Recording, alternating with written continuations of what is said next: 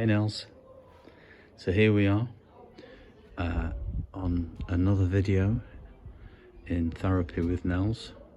We're still in Spain, in Alveria, in an apartment in Alveria, on a really nice complex. Not particularly busy, it's nice and peaceful and quiet. We're on a lovely terrace, just enjoying a late afternoon drink. And Nels is getting ready for me to ask her a question on therapy. And that question today, Nels, is it's about the dilemma that a lot of people have when they're in a intimate relationship. And, you know, there's a lot of friction there, there's troubles. And whether it's time to move on from that relationship, when to let it go and move forward without it, and whether to go the other way and keep trying, keep growing within it and making those changes for the better. How long do you stick at it, and when do you kind of let it go? What are your thoughts on that? Yes, so a long-term relationship that's been going on for over a year. It's really just about the commitment and the willingness to work and the discipline it takes to decide to love the other person. So as long as you're both willing to work on the relationship and work on yourselves within the relationship, there's every chance of success. Okay. So you're saying it's very much down to the will of the respective parties to a large degree? Yeah, and understanding the conflict that we have between uncertainty and certainty, and the fear we have about both of them. So in long-term relationships, you have a lot of certainty. You've got the commitment, you've got the security and the safety, and that is where love lives. Love lives in that land of safety and security, but it's not where desire lives. And so there is fear in certainty just as much as there is in uncertainty. And once you understand that, you can learn to work with both of them so that you can keep the desire and the excitement and the thrill and the mystery that's found in uncertainty alive in the certainty of a long-term relationship. So would I be right in thinking that would be particularly relevant in these relationships where it kind of like seems to have gone a little stale, and the excitement and adventures dissipated somewhat from the relationship? Yeah, because things become familiar, and so then they become boring.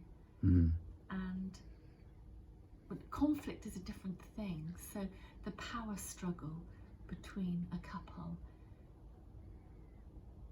it's never really about the TV remote control or the car or the kids or the cash.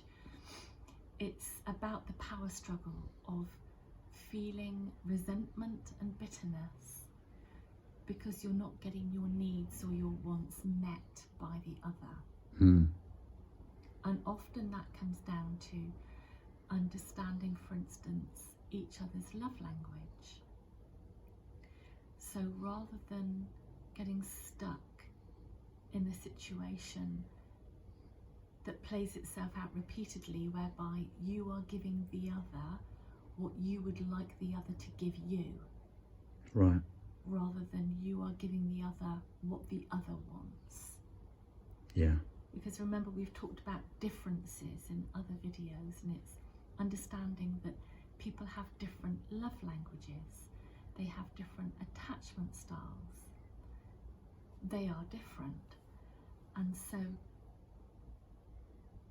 trying to recognize and fulfill the other's individuality and difference. So if your love language is acts of service, for instance, you know, and you appreciate your partner cooking you a meal, or washing the car for you, or hoovering up, or doing the dishes, you doing that for them isn't going to work if that's not their love language.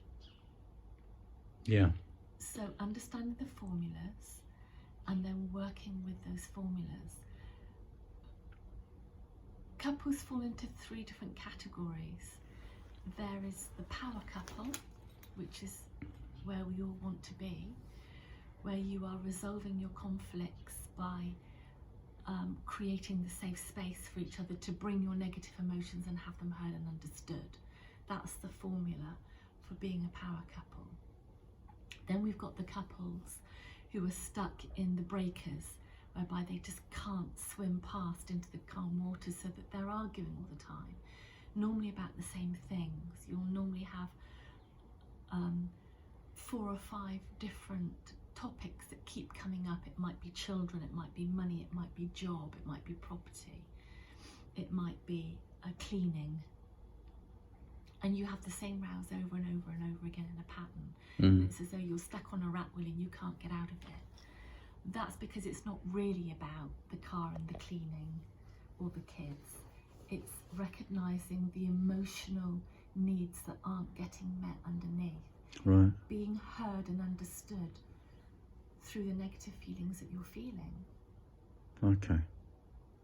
And then the third couple, the category is the couple that just give up and they emotionally detach from each other, so that they're getting on fairly well, but they're more like ships that pass in the night. They might have separate bedrooms, separate beds, and they're probably not having intimacy very often, but they'll get along just fine, or they'll rub together just fine, and pass the time of day.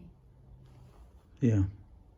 So could I just take you back to the love language principle? Can I ask you then, if you've got a couple with 2 different love languages, do you think that each of those respective partners should jump over to the other's love language from time to time, even though it's not theirs, but it's the other's, and basically take on their love language to accommodate them, and vice versa? So the most effective way of dealing with it is to make a list of all of the things that you want, the things that you like, the things that make you feel loved and cared for. So it might be, could we go to bed at the same time as each other 2 or 3 times a week? Or could you surprise me with a present? Or whatever it is, and then you swap the lists over, and then you try to do something that's on that list as much as possible for the other person. Yeah. This sounds like a really good thing to do. And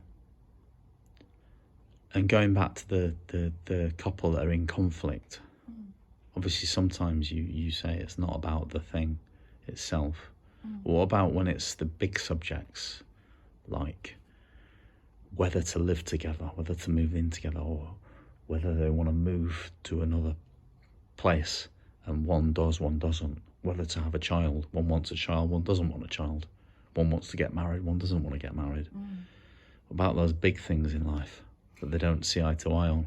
Yeah, so that comes back to the basic formula of the I want, and then compromising through that, rather than doing something out of fear and need to please the other person. So you can compromise and find ways of both getting what you want within a situation by compromising. Right. Until it gets to the point where there is no compromise, and then you can just do something individual and separate. Yeah. But having shared values, is important. But what's more important really for the conflict resolution is understanding how to create the safe space, which I'd like to do a video on at length at some other point. Yeah, well, we'll do that in another one then. Yeah. Giving safe space. Yeah. So the key to those things that I said is compromise then, discussing compromise. Yeah, Compromising, coming from a place of I want, I would want like, rather than I need. rather than fear-based. Yeah. I need to do this for them, because if I don't, they'll break up with me. Yeah. Okay. Right, some really interesting points there. We'll leave it there for the moment, and we'll come back more to this relationship conflict stuff in other videos. I think there's a lot to talk about with it. Yeah. Great. Okay, thanks, Nels.